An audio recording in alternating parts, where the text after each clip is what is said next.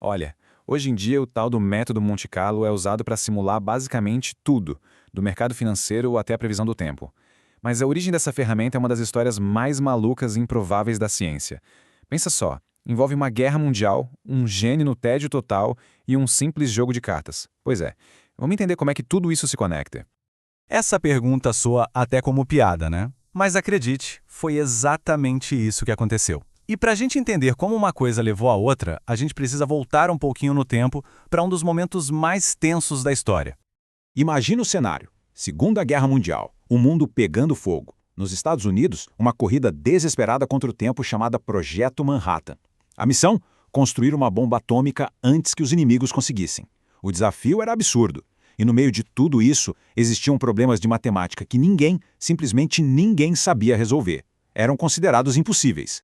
E aí que entram em cena duas figuras lendárias.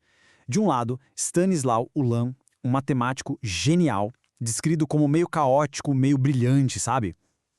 Do outro, John von Neumann. Bom, esse cara era visto como o maior cérebro da sua geração. Eram eles que estavam quebrando a cabeça com os cálculos de física nuclear, umas equações que pareciam não ter solução. E é aqui que a história dá uma virada totalmente inesperada. O Ulam, no meio desse projeto ultra secreto, fica doente e precisa ser internado. E lá, longe dos cálculos e de toda aquela pressão, o que ele faz para passar o tempo? Ele joga cartas, mais especificamente o jogo de paciência. E ali, embaralhando aquelas cartas, uma pergunta bem simples surge na cabeça dele. Não tinha nada a ver com física nuclear ou bombas. Era só sobre o jogo. Essa pergunta, que parece até boba, foi a faísca que iniciou uma revolução científica.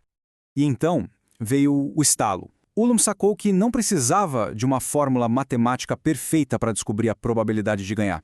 Ele pensou, peraí, e se em vez de tentar resolver essa equação impossível, eu simplesmente jogar o jogo milhares de vezes e ver o que acontece? Era um atalho, um hack genial para um problema que não tinha solução direta.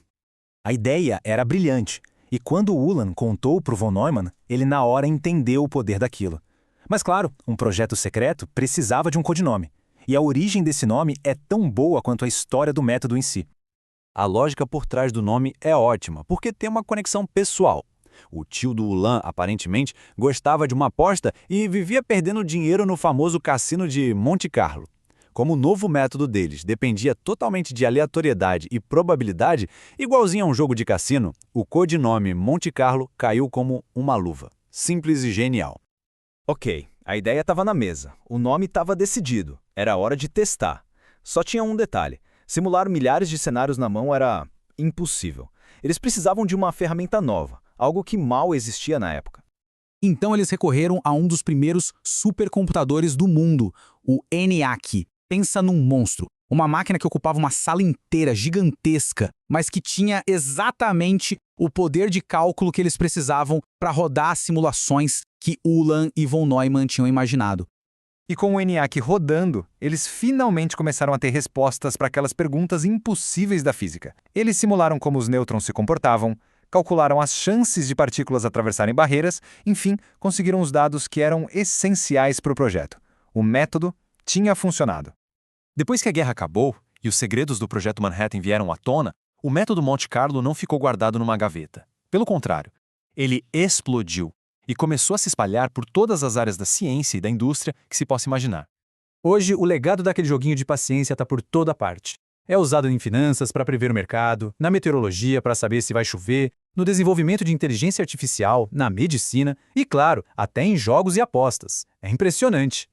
Essa frase aqui resume tudo perfeitamente. O método é como um canivete suíço, uma única ferramenta super versátil que pode ser usada para resolver uma quantidade enorme de problemas diferentes. A única condição é que esses problemas envolvam incerteza e probabilidade. Mas por que essa ideia é tão poderosa assim? O segredo está no jeito que ela lida com o que é impossível de calcular. Basicamente, é como se fosse possível criar milhares de futuros alternativos para a gente ver qual deles é o mais provável de acontecer. O princípio é de uma simplicidade que chega a ser bonita. Se um problema é complexo demais para ter uma resposta exata, o método Monte Carlo nem tenta achar. Em vez disso, ele cria, 10.000 universos paralelos virtuais. Em cada um deles, uma coisinha aleatória muda. Depois de rodar tudo isso, a gente só precisa olhar e ver o que aconteceu na média. E essa média, estatisticamente, é a resposta mais próxima que a gente vai ter da realidade. Para ficar bem prático, pensa no mundo dos investimentos. O método permite testar uma estratégia milhares de vezes no computador sem arriscar um centavo sequer. Dá para simular uma maré de azar gigantesca para ver se o sistema aguenta, tira a emoção da análise e, o mais importante de tudo, ele confirma com matemática se uma estratégia tende a ser lucrativa no longo prazo ou não. E tudo isso nos leva a uma reflexão final. A história do método Monte Carlo mostra que, às vezes, as soluções para os maiores problemas do mundo não vêm de fórmulas complexas, mas de um jeito completamente novo de pensar. Então, a pergunta que fica no ar é, se desse para simular qualquer cenário, qual problema impossível a gente deveria investigar?